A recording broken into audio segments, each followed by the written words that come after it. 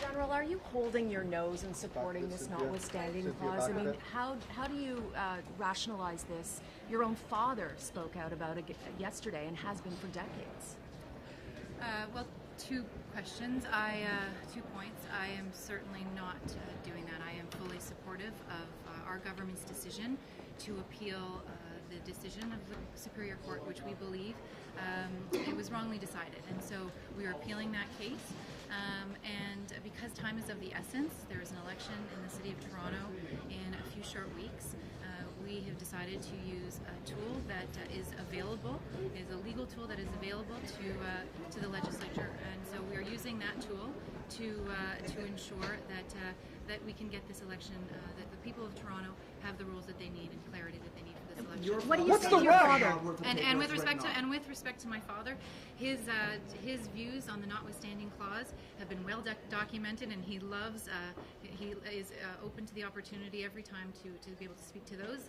He was opposed to the notwithstanding clause when it was introduced, but he recognizes, and he said yesterday, that it is a tool that is a legal tool that is available for democratically elected legislatures to use. But he's worried about the courts being overridden as well, and he said that that's a fundamental part of our Constitution. He made the point that it is a legal tool that is at the disposal of the legislature, and that's what we're doing. Time is of the essence. We need to make sure that the voters in Toronto have clarity around the election on October 22nd, and that's why we're using it. But we are appealing the decision, and it's going to go through the courts, and I can't see any more on that because it's subject of appeal, but we are going through the courts. What's the burning rush? Other prominent progressive conservatives, other than your father, the former prime minister, are speaking out against this move, or will be speaking out against this move later today. I'm wondering, are you worried about the optics of this, the long-term stain that this could leave on the government's record, having, you've just got into office and you rushed to do the notwithstanding clause on something that wasn't even mentioned on the campaign trail? Aren't you concerned that the long-term damage that could be done to the party and to the government? I'm worried about two things. One, I'm making sure that we appeal this decision because I believe, and our government believes, that it was wrongly decided. And I'm worried about making sure that the voters in Toronto have clarity on October 22nd around the rules governing their election. People will have opinions in politics on all sorts of policies. This is my job is to make sure that we have clarity on these. What's the burning rush? Are you willing to invoke it again? En français, pouvez-vous expliquer pourquoi vous n'hésitez pas d'utiliser la clause non abscante? Oui, alors je partage l'opinion du Premier ministre Ford et de notre gouvernement que la décision est erronée. La Constitution, l'article 92 de la Constitution nous donne la compétence, dit que la province a la compétence exclusive sur les municipalités. Et l'article 33 de la Charte nous donne le pouvoir de prendre des décisions dans les domaines qui affectent ces compétences. Alors, nous sommes pressés pour le temps parce que les élections viennent le 22 octobre. Alors donc, nous devons donner un peu plus de sûreté aux voteurs de la ville de Toronto. But what is the rush? Why is it so important to reduce the size? Under what circumstances? I can't speculate on what will happen in the future. But you are, as Attorney General, willing to invoke it again? I will not speculate on what will happen in the future. Why is it so important to use this clause now to reduce the size of Toronto government? What are you afraid of happening, or what would happen to the people of Toronto if this didn't happen? I mean, it seems like everything would function at normal and you wouldn't have to do something so extreme right now. So what are you worried would happen in Toronto if you didn't use this right at this moment? Well, as I said, we believe that the decision contained errors, and we're appealing the decision. The process of going through the appeal process can take some time, and we don't have the luxury of time. There's an extraordinary urgency involved with the election that's coming on October 22nd, and so we need to be able to provide certainty to the voters of the City of Toronto who will be going to the polls in a few short weeks. But it's not about the decision. The court system People have yourself. a problem with an appeal. The appeal is fine. That's within your right. It's this clause that people have a problem with. And this clause is a perfectly legal tool that is at our disposal as well.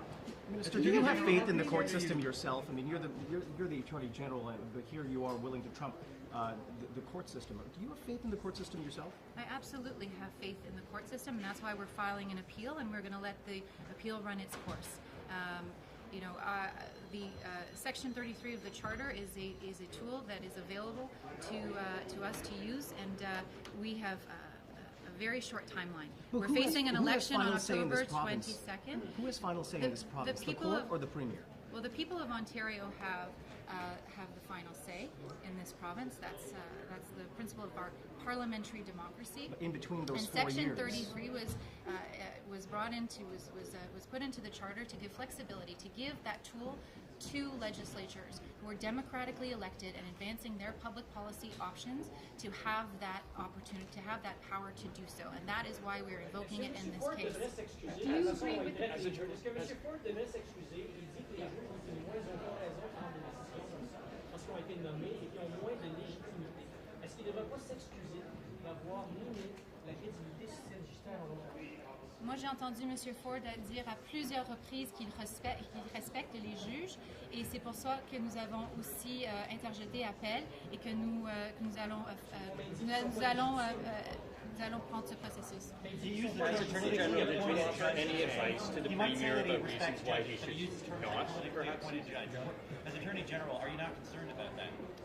We have total faith in the judiciary and respect for the process, and that is why we are filing an appeal, and we are going to wait for the appeal to run its course. But unfortunately, because the election is in a few short weeks, we don't have the luxury of time, and that is why we are invoking this legal tool that is at our disposal. Do you agree with the Premier's statement that one unelected judge should not be able to overrule law? Can you move a bit, Cynthia? I agree with the Premier's statement that that the decision was wrongly decided, and that we need to appeal that judgment.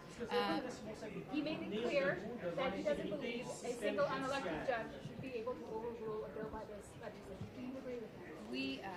It is our job to present bills, legislation, and it is within the right of people to litigate and for judges to decide. That is the way the system works, and we are following the system by filing an appeal, and we are also using the notwithstanding clause to make sure that we can introduce legislation so that the voters in the City of Toronto have clarity on October. As Attorney General, did you give any advice to the Premier?